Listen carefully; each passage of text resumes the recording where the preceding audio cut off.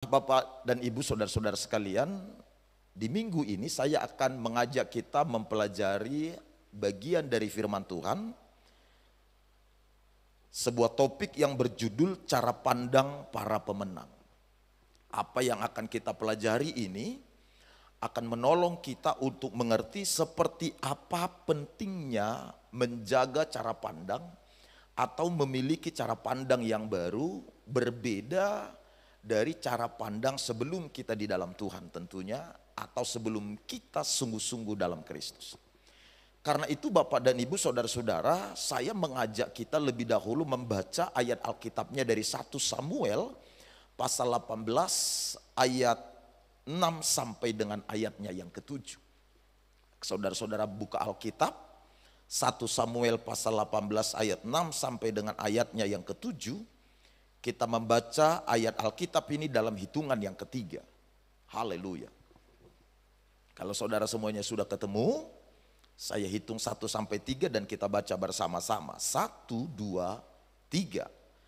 Tetapi pada waktu mereka pulang, ketika Daud kembali sesudah mengalahkan orang Filistin itu, keluarlah orang-orang perempuan dari segala kota Israel menyongsong Raja Saul sambil menyanyi dan menari-nari dengan memukul rebana, dengan bersukaria dan dengan membunyikan gerincing. Dan perempuan yang menari-nari itu berbalas-balasan, katanya, Saul mengalahkan beribu-ribu musuh, tetapi Daud berlaksa-laksa. Yang percaya katakan amin.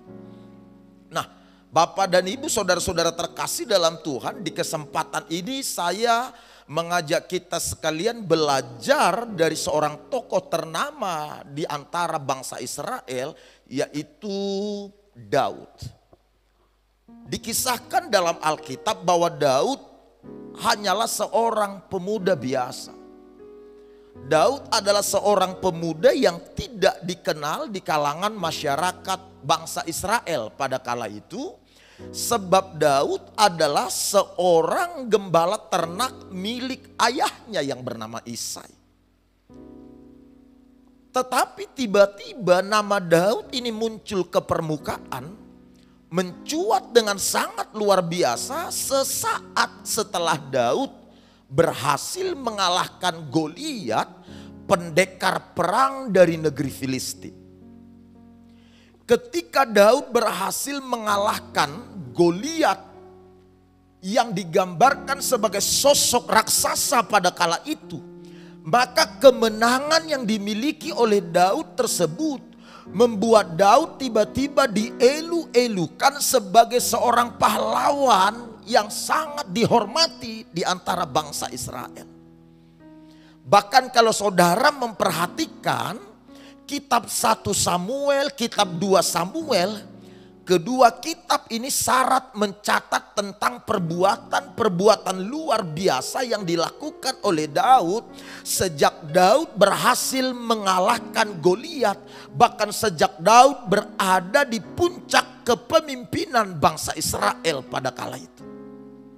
Tidak hanya 1 dan 2 Samuel yang menceritakan atau yang mencatat tentang perbuatan-perbuatan luar biasa. Kitab Mazmur semuanya berisikan tentang nyanyian-nyanyian yang ditulis oleh Daud sendiri, puisi, sajak, bahkan penyembahan yang merupakan karya Daud. Semuanya memenuhi kitab Mazmur. Bahkan saudara-saudara, setelah Daud tidak lagi ada di posisi pemimpin, semua raja-raja yang naik di kemudian menjadi pemimpin yang menggantikan Daud, bahkan keturunannya, semua raja-raja yang naik memimpin pada kala itu akan dinilai menurut standar kepemimpinan yang dibangun oleh Daud pada masa dia memerintah sebagai raja. Apabila ada seorang raja yang naik tahta, maka kemudian seperti apa dia menjalankan pemerintahannya, seperti apa dia mengelola dan melakukan hal-hal yang berkaitan dengan tugas serta fungsinya, maka semua itu dibandingkan dengan bagaimana Daud mengelola pemerintahannya pada kala itu. Dan orang-orang bisa berkata bahwa raja tersebut tidak berhasil atau raja tersebut jauh dari apa yang diharapkan, karena kepemimpinan atau pemerintahan Daudlah yang menjadi pembanding. Bahkan Bapak dan Ibu, saudara-saudara, para nabi-nabi sepanjang sejarah, bahkan orang-orang percaya sepanjang sejarah sampai pada hari ini, mengenang Daud sebagai seorang pembunuh raksasa yang paling berani. Bahkan juga kita semuanya mengenang Daud sebagai seorang yang telah berhasil menyatukan kerajaan Israel, bahkan juga menjadi simbol dari kejayaan dan kemakmuran bagi bangsa Israel. Sampai pada hari ini bendera bangsa Israel disebut sebagai bintang Daud.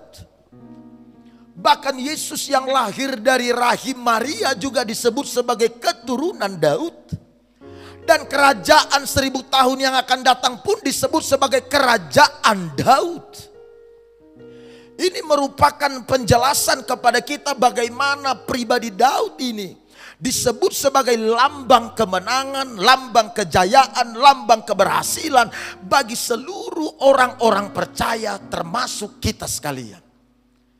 Saya yakin dan percaya Bapak Ibu, kemenangan hebat yang diperoleh oleh Daud ini tentulah tidak terjadi dengan sendirinya, atau tentu tidak hanya terjadi karena dari sisi faktor ilahinya saja. Tentu ada yang merupakan upaya atau bagian tanggung jawab yang dilakukan oleh Daud di dalam meresponi panggilan Allah, di dalam meresponi apa yang merupakan janji Tuhan kepada dia bagi masa depannya.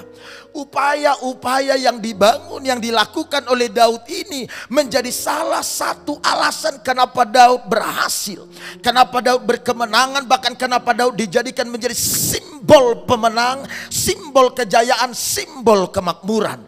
Dan salah satu upaya yang dilakukan oleh Daud yang membuat Daud tiba di posisi sebagai pemenang adalah cara pandang yang dimilikinya. Cara pandang yang dijaga, yang dibangun, yang dimiliki oleh Daud inilah yang kemudian menurut penjelasan Alkitab membawa Daud tiba kepada promosi, membawa Daud tiba kepada puncak keberhasilan, bahkan naik tahta dan mengalami kemenangan-kemenangan luar biasa lainnya. Nah, oleh karena itu Bapak dan Ibu, saudara-saudara, pada kesempatan ini saya ingin berbagi kepada kita sekalian supaya kita bisa meneladani dan menerapkannya dalam hidup kita. Cara pandang yang dimiliki oleh Daud sehingga Daud dijadikan sebagai simbol kejayaan, kemenangan bagi bangsa Israel itu apa? Ada dua Bapak dan Ibu, saudara-saudara. Cara pandang yang pertama yang dimiliki oleh Daud adalah Daud tidak terpaku pada kenyataan yang ada di depan mata. Saya ulang sekali lagi, cara pandang yang dibangun atau yang dimiliki oleh Daud sehingga Daud berhasil mengalami penggenapan janji Allah, bahkan juga melihat kemenangan-kemenangan hebat masuk dalam kehidupannya, bahkan kepada masa depannya. Apa yang dilakukan oleh Daud, cara pandang yang dimiliki oleh Daud adalah dia tidak terpaku pada kenyataan yang ada. Coba kita perhatikan dan kita baca apa yang dikemukakan oleh 1 Samuel pasal 17 ayat 26. Mari kita baca, perhatikan Alkitab saudara. 1 Samuel 17 ayat 26. Kita baca bersama 2, 3 iya.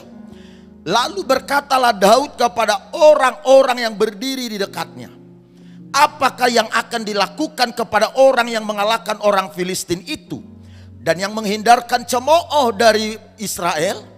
Siapakah orang Filistin yang tak bersunat ini sampai ia berani mencemoohkan barisan daripada Allah yang hidup? Perhatikan kalimat yang berbunyi, siapakah orang Filistin yang tak bersunat ini sampai ia berani mencemooh barisan dari Allah yang hidup. Kalimat siapakah orang Filistin yang tak bersunat ini menjelaskan kepada kita bagaimana Daud tidak terpaku pada kenyataan yang ada di depan mata. Daud tidak terpaku kepada sosok Goliat yang digambarkan dalam ayat serta pasal sebelumnya, bahwa Goliat adalah sosok yang memiliki ukuran serta tinggi badan yang sangat besar, berperawakan besar. Daud tidak terpaku kepada kenyataan yang ada di depan mata, di mana Daud disebut sebagai seorang pendekar perang dari negeri Filistin yang belum pernah bisa terkalahkan. Daud juga tidak terpaku pada kenyataan yang ada di depan mata, di mana Goliat ini memiliki ukuran badan yang besar, memiliki kemampuan berperang yang terampil, bahkan perlengkapan senjata serta pengalaman-pengalaman hebat lainnya, sehingga dia menjadi orang yang disebut sebagai pendekar hebat dan tidak terkalahkan. Daud tidak terpaku dengan sosok Goliat yang hebat yang ada di depan mata. Itulah sebabnya Daud berkata, siapakah orang Filistin yang tidak bersunat ini? Berbeda dengan pasukan Raja Saul serta kakak-kakaknya Daud yang ada di medan tempur pada kala itu. Mereka terpaku dengan sosok dan kegagahan Goliat. Mereka melihat Goliat ini sebagai raksasa perang, mesin pembunuh yang telah dipersiapkan dari negeri Filistin. Sehingga berhari-hari lamanya Goliat mengintimidasi pasukan Raja Saul, pasukan bangsa Israel. Mereka ketakutan, mereka bersembunyi, mereka lari setiap kali Goliat tampil ke permukaan. Karena mereka terpaku pada kenyataan yang ada di depan mata, bahwa Goliat ini sangat tangguh. Goliat telah dilatih untuk membunuh lawan-lawannya, bahkan tidak terkalahkan. Mereka terpaku pada kegagahan serta kehebatan yang dimiliki oleh Goliat. Tetapi berbeda dengan Daud. Dia tidak terpaku pada pribadi yang ada di depan matanya, kehebatan bahkan semua kecanggihan yang dimiliki oleh Goliat. Daud memiliki cara pandang yang berbeda dari kakak-kakaknya, bahkan juga dari banyak orang-orang atau pasukan Raja Saul. Daud tidak terpaku kepada kekuatan lawan. Daud terpesona kepada Allah yang dia sembah, Allah yang dia percaya, Allah yang telah memanggil, mengurapi dia. Inilah yang menjadikan cara pandang Daud berbeda dengan kebanyakan orang. Daud tidak terpaku pada kenyataan bahwa Goliat ini adalah sosok yang tidak bisa dihentikan. Bahkan ketika Daud menawarkan diri untuk maju melawan Goliat, tahukah Bapak Ibu Saudara apa nasihat kakak-kakaknya? Apa nasihat Raja Saul serta pasukan Saul lainnya? Mereka berkata, kamu tidak akan bisa memenangkan pertempuran ini. Kamu masih muda Daud, kamu masih anak-anak, jangan. Kamu tidak punya senjata, bahkan kamu juga tidak pernah terlatih. Kamu tidak punya seragam perang, persenjataan yang cukup untuk menghadapi Goliat yang adalah sosok yang terlatih untuk membunuh. Kamu tidak mungkin bisa. Tapi dengar, Daud memiliki cara pandang yang berbeda. Daud tahu bahwa ada kekuatan sorga atas dirinya. Daud tahu bahwa dia tidak sendirian. Daud tahu bahwa ada kekuatan ilahi yang telah dihembuskan dalam dirinya. Sehingga bagi Daud, Goliat ini sosok yang terlalu besar untuk bisa meleset dari tembakannya. Tidak terfokus pada kenyataan yang ada, pada kekuatan lawan yang ada, pada kekuatan persoalan yang ada. Begini Bapak dan Ibu saudara-saudara, setiap kita tentu memiliki rintangan serta persoalan masing-masing. Setiap kita pasti berhadapan dengan masalah, tantangan masing-masing. Dengar sobat, yang terpenting bukan seberapa besar masalah saudara. Yang terpenting sebenarnya bukan seberapa berat, seberapa hebat rintangan atau penghalang itu. Yang terpenting adalah seperti apa cara pandang saudara terhadap masalah, rintangan atau persoalan itu. Ketika saudara melihat persoalan itu besar, ketika saudara melihat rintangan itu besar, sesungguhnya saudara tidak sedang mengubah objek dari persoalan itu. Saudara tidak sedang mengubah bentuk serta ukuran dari masalah atau rintangan itu. Saudara hanya mengubah cara pandang saudara. Yang paham boleh katakan amin. Kita hanya sedang mengubah cara pandang kita. Cara pandang kitalah yang membuat ukuran dari objek persoalan itu tampak besar atau tidak ada apa-apanya. Karenanya untuk bisa memenangkan pertempuran, untuk saudara bisa memenangkan persoalan, permasalahan, tantangan adalah bukan seberapa ukuran, seberapa besar persoalan, seperti apa kita memandang persoalan tersebut. Doa saya, Jadilah orang yang bisa melihat kebesaran Tuhan di tengah-tengah semua persoalan serta rintangan yang ada. Yang setuju tepuk tangan yang baik bagi Tuhan Allah. Oleh karena itu Bapak dan Ibu Saudara, tidak peduli seperti apa fakta yang ada di depan mata, tidak peduli seperti apa kenyataan yang ada di depan mata. Dengar sobat, asal saudara bisa menjaga cara pandang, memiliki cara pandang yang baru, cara pandang yang benar, saudara bisa menghadapi semua kekuatan lawan yang ada di depan.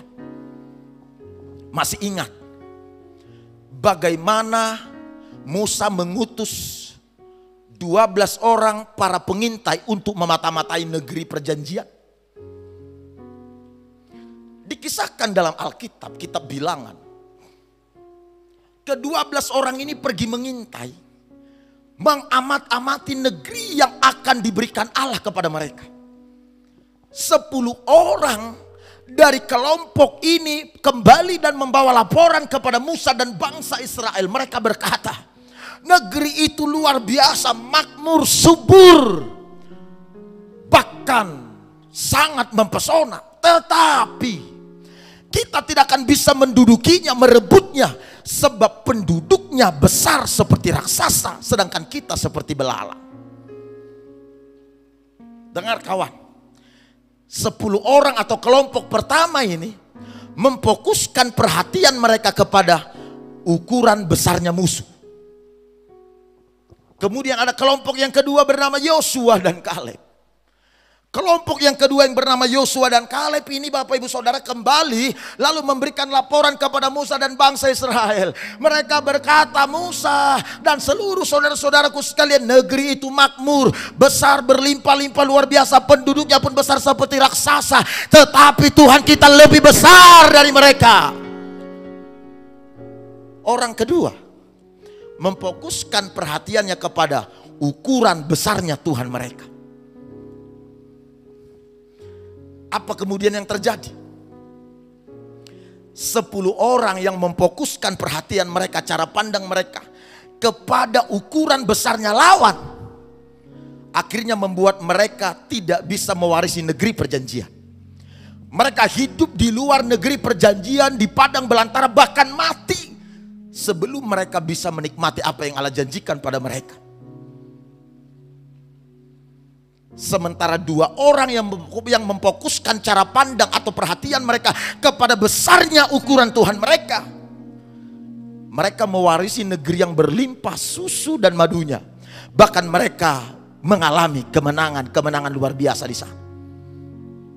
Saya mau bilang begini, hati-hati dengan cara pandang yang saudara jaga, yang saudara bangun, yang saudara miliki. Ini bisa membuat saudara terhambat mengalami penyediaan hebat Tuhan, atau sebaliknya bisa membuat saudara tiba lebih cepat dari apa yang saudara bayangkan, dari apa yang saudara kira. Makanya kawan, jangan fokus pada kenyataan yang ada di depan mata. Yang paham katakan amin. Yang kedua, coba kita lihat cara pandang kedua yang dimiliki oleh Daud sang pemenang ini apa? Daud memandang lawannya tidak sepadan dengan dia. Atau dengan kata lain Bapak Ibu Saudara-saudara, Daud memandang lawannya dengan rendah. Ayo kita baca dan kita perhatikan apa yang dikatakan oleh ayat 40 pasal 17 1 Samuel. Kita baca dengan suara mantap yuk. 2-3 ya. Lalu Daud mengambil tongkatnya di tangannya. Dipilihnya dari dasar sungai 5 batu yang licin, dan ditaruhnya dalam kantung gembala yang dibawanya, yakni tempat batu-batu, sedang umbannya dipegangnya di tangannya. Demikianlah ia mendekati orang Filistin. Perhatikan sahabat kalimat bagian awal. Lalu Daud mengambil tongkat di tangannya. Dimanapun Bapak Ibu, kalau seseorang pergi ke medan tempur, biasanya seseorang akan memilih senjata untuk dibawanya ke medan tempur adalah pedang yang paling tajam, yang paling panjang, senjata yang paling canggih, bahkan juga peralatan-peralatan lain yang lebih hebat dan luar biasa. Itulah biasanya yang dibawa oleh orang-orang kalau masuk ke medan tempur. Beda dengan Daud, dia cuma bawa sebatang tongkat.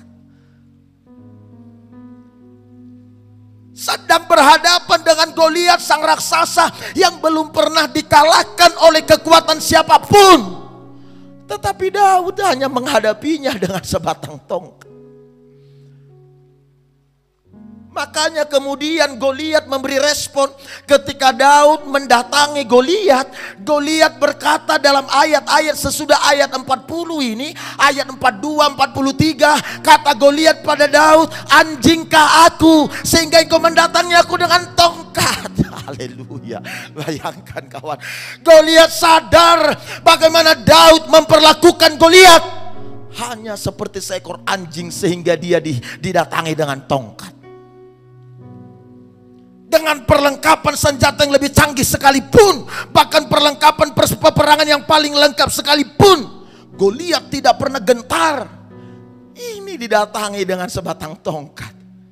Ini menjelaskan kawan, bahwa Daud memandang Goliat tidak sepadan dengan dia. Itu sebabnya dia mengira cukup menghadapi Goliat dengan sebatang tongkat. Yang paham boleh katakan amin. Oh, kalau saudara melihat lawan saudara, melihat musuh saudara rintangan, melihat tantangan-tantangan yang ada, lalu saudara melihat bahwa mereka adalah rendah, mereka tidak sebanding dengan saudara, tentu saudara akan memiliki percaya diri yang penuh untuk menghadapi bahkan menyelesaikannya. Malam ini salah satu anak muda kita akan bertanding di TV One MMA. Namanya Jeffrey sendiri. Kemarin saya kasih doa sama dia. Bulan ini kalau saya tidak salah, bulan depan barangkali Hendrik Tarigan akan perebutan sabuk juara di MMTV juga. Kalau kita memandang lawan kita rendah, memandang lawan kita tidak sepadan dengan kita, maka begitu mudah bagi kita untuk mengalahkan dan menaklukkan. Itulah yang menjadi kunci kemenangannya Daud. Dia lihat masalah, dia lihat persoalan, dia lihat tantangan, tidak sepadan, tidak sebanding dengan dia. Daud tahu bahwa kekuatan yang tidak terbatas ada padanya, pengurapan ilahi ada padanya, sehingga tidak ada kekuatan yang terlalu canggih untuk bisa menghentikan dan menyelesaikan Daud. Jangan pernah membesarkan masalah saudara lebih besar dari yang seharusnya. Saudara harusnya memiliki sikap, kalaupun ada sesuatu yang harus saudara besarkan, kalaupun ada sesuatu yang harus saudara puji, Dia adalah Tuhan yang Maha Kuasa, Sang Pemberi kekuatan, Sang Pemberi energi, Sang Pemberi anugerah. Dialah yang seharusnya kita besarkan, bukan masalah kita, bukan lawan kita, bukan rintangan kita, dan bukan pula tantangan kita. Saudara harus paham, fakta terpenting soal rintangan, fakta penting soal masalah, soal penghalang harus saudara paham. Ini faktanya soal masalah, soal rintangan. Semua rintangan, semua masalah, semua persoalan memiliki kelemahan. Kelemahannya satu, selalu ada jawabannya. Saya ulang nih supaya saudara bisa nangkap. Semua rintangan, semua persoalan memiliki satu kelemahan. Kelemahannya adalah selalu ada jawaban atas masalah dan persoalan itu. Saudara harus paham dulu ini. Para pemenang katakan amin. Para pemenang boleh kasih tepuk tangan. Sehingga saudara tidak perlu cengeng, tidak perlu stres, tidak perlu putus asa kalau persoalan dan berbagai rintangan datang. Ingat baik-baik fakta soal rintangan. Yang pertama, dia punya kelemahan. Kelemahannya adalah selalu ada jawaban. So relaxlah, santailah, percayalah pada Tuhan, karena jawaban ada di sana. Haleluya. Fakta kedua soal rintangan, soal persoalan, soal masalah. Semua masalah, semua rintangan punya masa kadaluarsanya, punya masa berlakunya. Saudara kayaknya nggak percaya. Dengar, apa yang membuat saudara tidak bisa tidur tahun lalu, sekarang saudara sudah lupa akan apa nama persoalan itu. Apa yang membuat saudara khawatir tahun lalu, bahkan sekarang saudara sudah lupa akan nama persoalan itu, bukan? Itu menjelaskan bahwa Semua rintangan, semua persoalan punya masa kadaluarsanya sendiri. Nah, dengar. Yang membedakan saya, saudara, serta orang-orang lainnya, yang membedakannya adalah kalau rintangan, kalau persoalan datang, dia akan menundukkan orang-orang yang punya mental biasa-biasa saja. Tetapi kalau orang yang punya mental luar biasa, punya mental besar, punya mental pemimpin, rintangan, persoalan justru membuat dia naik, melampaui rintangan serta tantangan-tantangan yang ada. Karena itu kawan, rintangan dan persoalan ini adalah sahabat baik yang menolong kita, memperhadapkan kepada kita, memperkenalkan kepada kita siapa kita sesungguhnya. Saudara punya mental besar, punya mental kerdil, rintangan, tantangan akan menolong untuk memperkenalkan siapa saudara sesungguhnya. Orang biasa-biasa akan tunduk atau akan terduduk hanya karena ada masalah, rintangan dan persoalan. Tetapi orang-orang yang punya mental besar, punya mental pemimpin akan naik tinggi, membubung tinggi melalui rintangan dan persoalan-persoalan yang ada. Yang paham katakan amin. Coba lihat saudara-saudara. Ketika kakak-kakaknya Daud melihat Goliat, lalu mereka mengira Goliat ini terlalu besar sehingga mereka memutuskan untuk tidak berbuat apa-apa karena rintangan yang di depan mata terlalu besar. Karenanya mereka tidak melakukan apapun atas rintangan itu. Bagi mereka Goliat terlalu besar untuk dihadapi. Beda dengan Daud sobat. Ketika rintangan itu datang di depannya, Daud segera mengambil batu dari sungai karena menurut dia Goliat terlalu besar untuk meleset dari tembakannya. Karenanya Daud berhasil mengalahkan Goliat. Tahukah saudara apa yang menjadikan Daud menjadi raja? Bukan lagu yang dia ciptakan, bukan merdunya suara yang dia miliki, bukan banyaknya talenta-talenta hebat yang ada pada dia yang menjadikan atau yang menghantarkan Daud tiba di tahta. Yang membuat Daud menjadi pemimpin ternama, bahkan menjadi simbol kejayaan, kemakmuran bagi Israel adalah karena Daud menghadapi Goliat. Saya mau bilang begini, Goliatlah yang mempromosikan Daud dekat kepada tahta atau membawa Daud ada sebagaimana yang direncanakan oleh Tuhan Allah. Karenanya kawan, kalau ada rintangan, kalau ada tantangan, itu artinya ada tahta menanti di depan. Oh amin ya, kok nggak pernah. Aduh, dengar baik. Kalau saudara punya rintangan, berhadapan dengan tantangan, persoalan, dengar, ada tahta menanti di depan. Tepuk tangan bagi Tuhan Allah. Lalu saudara berkata sama saya, Pak Ruben, tantangan saya sebenarnya adalah uang, Pak. Itulah penghalang saya. Ketiadaan uang. Cara pandang yang benar itu begini. Kalau seandainya saudara bisa menyelesaikan sesuatu karena saudara punya uang, maka sesuatu itu tidak bisa disebut sebagai rintangan atau penghalang atau tantangan. Ketika saudara bisa menangani sesuatu kalau saudara punya uang, maka sebenarnya sesuatu itu tidak disebut sebagai rintangan dan tantangan. Itu hanyalah ketiadaan anggaran.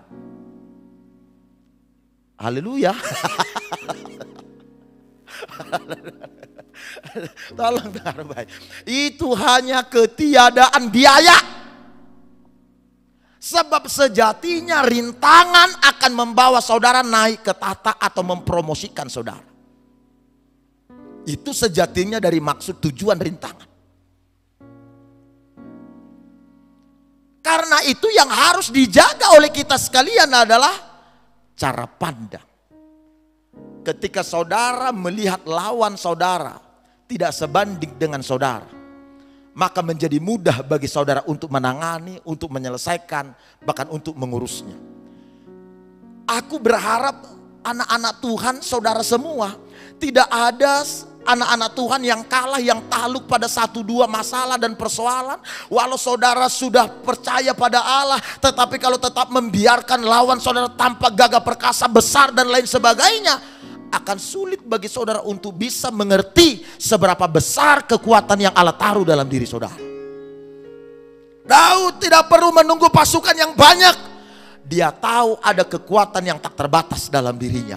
Itu sebabnya dia memandang rendah lawan-lawannya.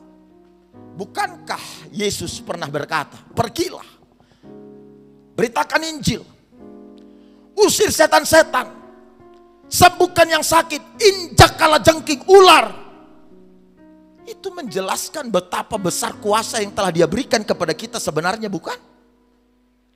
Tetapi ketika saudara tidak mengeksplor, tidak mengeksplor ini, tidak melepaskan semua kekuatan hebat ini melalui rintangan, tantangan yang diperhadapkan pada saudara, bagaimana mungkin saudara bisa mengerti, menyadari, melihat seberapa luar biasa kekuatan yang Tuhan berikan pada saudara itu? Karenanya kawan, sekali lagi, jangan membesarkan lawan atau masalah lebih dari ukuran yang sebenarnya. Cara pandang saudara harus cara pandang yang baru. Kita ini kan orang percaya, Pak. Kita ini kan orang beriman. Tindakan-tindakan kita mestinya adalah didasari serta disertai dengan iman. Mungkin secara logika, secara kasat mata lawan ini sangat besar. Secara logika, secara kasat mata persoalan ini terlalu besar, teramat besar, mungkin secara logika. Tetapi seharusnya kita bertindak disertai dengan iman, percaya bahwa semua kekuatan lawan telah ditaklukkan melalui kematian Yesus Kristus. Dan kuasa yang membangkitkan Kristus dari dalam kubur, kuasa yang sama telah diberikan kepada kita sekalian. Sehingga tidak ada kekuatan yang bisa menahan, menghentikan kita. Karena kita adalah orang-orang yang memiliki kuasa yang tidak terbatas, yang datangnya dari sorga yang mulia. Itulah kekuatan yang ada pada kita semua. Karenanya lihat lawan-lawan saudara sebagai lawan yang telah kalah.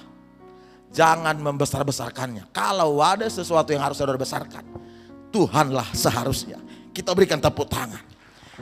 Saya mengajak kita menyanyikan nyanyian. Mari kita menyembah Tuhan. Haleluya. Sungguh besar setiamu, nyata di sepanjang